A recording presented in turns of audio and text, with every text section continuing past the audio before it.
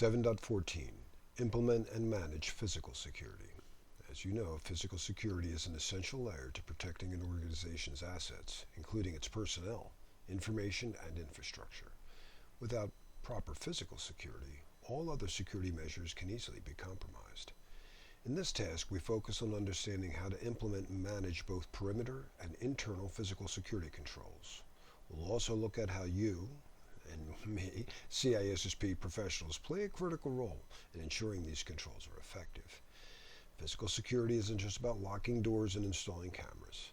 It's about creating a layered defense that integrates technology, processes, and people, from perimeter defenses like fencings and surveillance systems to internal controls such as access management and alarm systems. Your goal here is to prevent unauthorized access and respond swiftly to threats. And as we go through the task, of course they're going to overlap with other stuff, and we've got our prompt at the end to help clarify things. Alright, this task has two subtasks: perimeter security controls and internal security controls. Physical security starts at the perimeter. As a CISSP, it's critical to understand how these controls create the first line of defense in your organization. We'll explore these in more detail in the following slides. But keep in mind, perimeter controls aim to protect your facility from unauthorized access and physical threats. Internal security controls, on the other hand, focus on securing sensitive areas within the organization, ensuring that critical assets remain protected from both internal and external threats. And remember, physical security measures must work together with your organization's overall security strategy to be truly effective. We'll be diving into some specific controls then. Coming in next. 7.14.1 Perimeter Security Controls. This is the first layer of defense for any organization and focuses on keeping unauthorized individuals out of your facility. Here are some key components.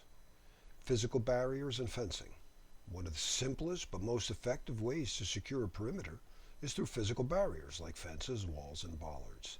These act as a deterrent as well, making it difficult for intruders to access the facility. Access control systems.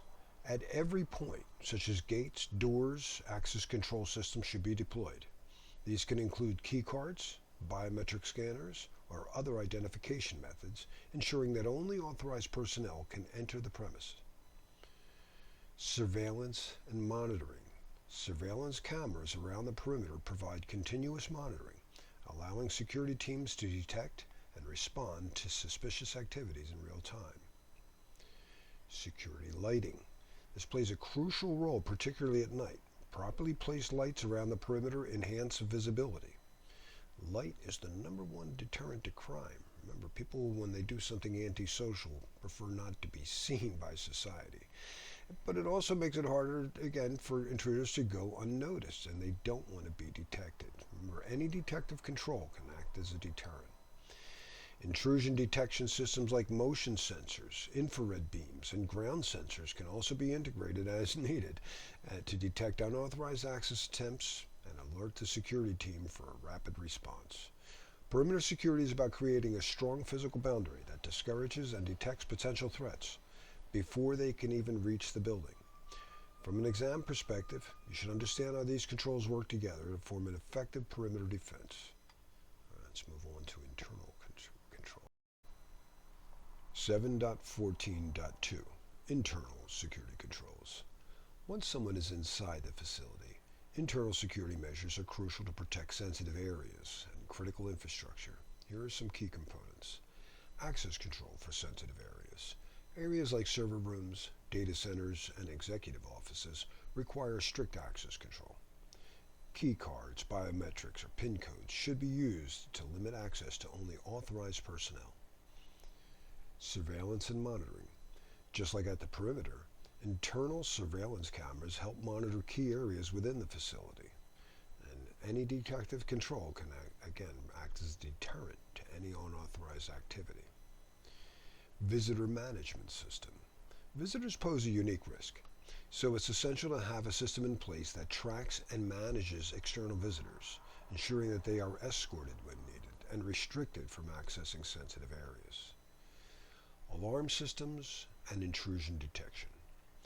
Alarm systems combined with internal intrusion detection sensors, physical sensors, can provide an immediate alert in case unauthorized access attempts, allowing security teams to respond quickly.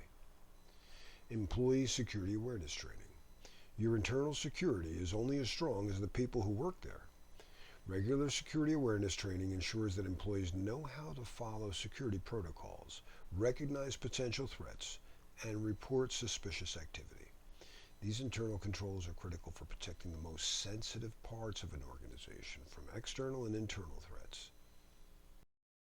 All right, quick summary of Task 7.14, Implement and Manage Physical Security. We talked about perimeter security controls, our first line of defense that includes physical barriers, access control systems, surveillance, lighting, intrusion detection systems. They're designed to keep unauthorized individuals out and detect any threats before they reach your building. And we talked about internal security controls. Once inside, more stringent controls are needed for sensitive areas, and that included critical spaces with internal surveillance, visitor management systems, alarm systems, and of course continuous security awareness training for our employees. Both perimeter and internal controls must work together as part of a comprehensive strategy. Your role is to ensure that these systems are properly implemented and managed to protect your organization's assets from physical threats. All right, you know what to do on the next slide. And I would especially play with something I'll bring up here in the next clip. Yeah, so crime prevention through environmental design, CEPTED. Give that a little tweak in your questions and say, tell me more about CPTED, crime prevention through environmental design, and how that correlates. Historically, that's always been big on the test, and it's some interesting stuff from a psychology standpoint. So, have fun. All right, I'll see you in. We're up to 8. I'll see you in the next one.